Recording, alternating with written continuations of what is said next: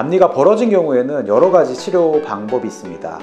크게 한 3가지 정도의 치료 방법이 있는데, 첫 번째 방법은 치아를 깎아서 씌우는 방법이에요.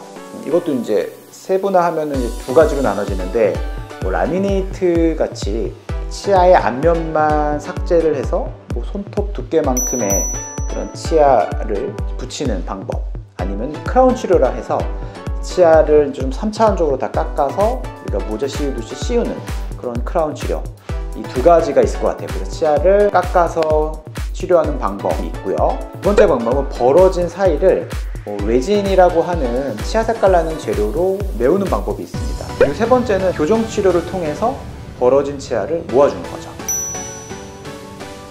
이 3가지 치료 방법 중에 어떤 게 좋고 어떤 게 나쁘다 이런 개념보다는 사실은 환자분과 충분히 상의를 해서 가장 좋은 치료 방법을 조언을 해드려야 되는데요.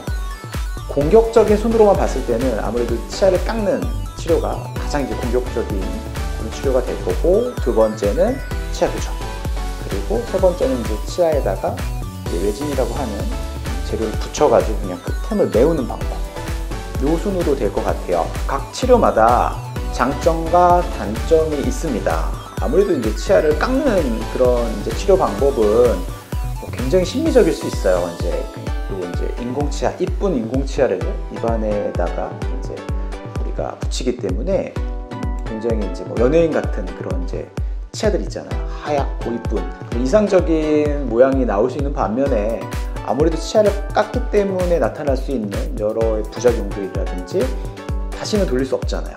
이게 굉장히 비가역적인 치료이기 때문에 충분히 이거는 사전에 설명을 잘 들으시고, 그리고 나타나는 문제점들에 대해서 충분히 숙지를 하시고 선택을 하시면 좋고요. 그리고 치아가 벌어진 경우에 그 벌어진 부위를 메우는 치료, 이건 레진이라고 하는 치아 색깔 나는 재료로 살짝 메우는 방법은 가장 간단한 시술이에요. 하루에 그냥 끝나는 시술이고, 근데 단점은 치아가 너무 커 보일 수 있는 단점이 있고, 그리고 추후에 변색이라든지 탈락 가능성들이 있는 치료이기 때문에 이것 또한 또 단점이 있게 됩니다.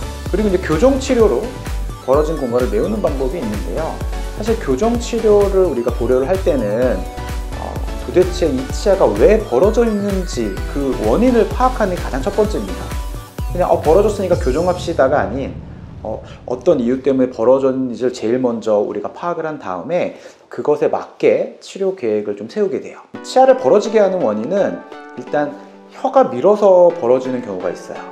아무래도 우리가 치아의 위치는 입술이 누르는 힘, 그리고 그 안에 있는 혀가 바깥으로 미는 힘에 가장 평형이 되는 부분에 위치를 하게 되는데, 아무래도 혀가 계속 민다거나 혀가 크다거나 이런 경우에는 앞니들이 좀 벌어지게 됩니다.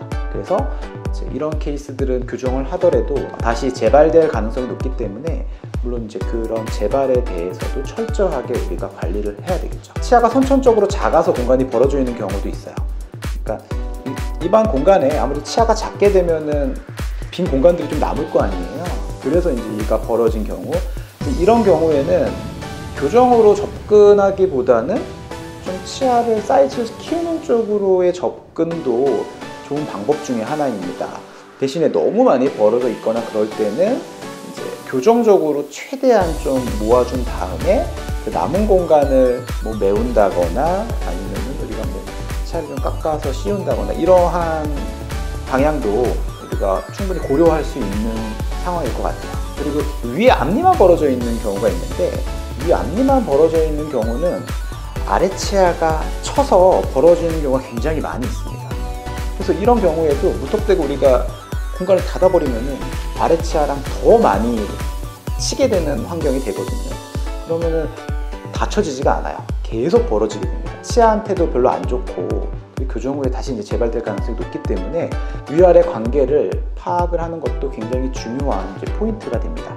또 기타 다른 여러 가지 벌어지는 원인들은 있어요. 또 그리고 전반적으로 다 벌어진 치아가 있고, 유독 앞에만 벌어진 경우, 그리고 어렸을 때, 젊었을 때는 안 벌어졌는데 나이가 들면서 벌어지는 경우도 있어요.